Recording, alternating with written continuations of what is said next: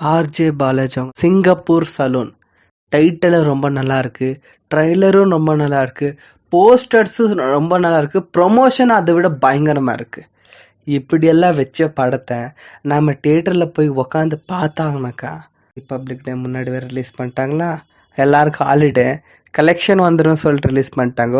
Collection வரும், ஏன்னா படம் கொஞ்சம் காமெடியாக நல்லா தான் கொண்டு போயிருக்காங்க. அது ஃபர்ஸ்ட் ஹாஃப்ல, செகண்ட் ஹாஃப்ல இல்லை.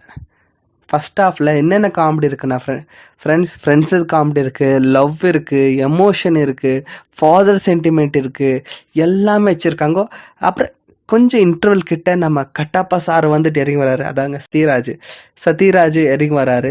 அவர் வந்துட்டு வச்சு வேற லெவல் லவ் டுடே காமெடி, வேற அதை விட வேற லெவலில் செஞ்சிடறாரு காமெடி. அதுக்கப்புறம் இன்டர்வல் ஆகிட்ட அப்புறம் தான் மெல்லமா 3 கட்டடம் மழை வந்து இடிஞ்சு விழுறது. இவங்க சிங்கப்பூர் சலூனுக்கு வச்சு இந்த இது எல்லாம் எக்ஸ்பெக்டேஷனாக நொறுங்கிடுது. இங்கே மோட்டிவேஷன் கொடுக்க அரவிந்த் சாமி வராரு. பார்த்தாக்கா அங்கே பார்த்தா டான்ஸ் வருது, அந்த டான்ஸ் இந்த கட்டிங் வருது, எதேதோ நடக்குது. லாஸ்ட்ல இந்த படத்துல ஒரு ட்விஸ்ட் என்னன்னாக்கா, வில்லனை சரி வாழ்ந்துட்டு போட்டு விடுறான், அவன் சலூன் வச்சு வாழ்ந்துட்டு போட்டுன்னு விட்டுறான். இதுதான் இந்த படத்தோட மெயின் ட்விஸ்ட். வில்லன் அப்படி விடுறது இது வரைக்கும் நம்ம தமிழ் இண்டஸ்ட்ரியில இதுதான் ஃபர்ஸ்ட் மூவின்னு நினைக்கிறேன். நான் இப்போ உங்களுக்கு எதாவது மூவி இருந்துச்சுன்னா கமெண்ட் பண்ணிக்கோங்க.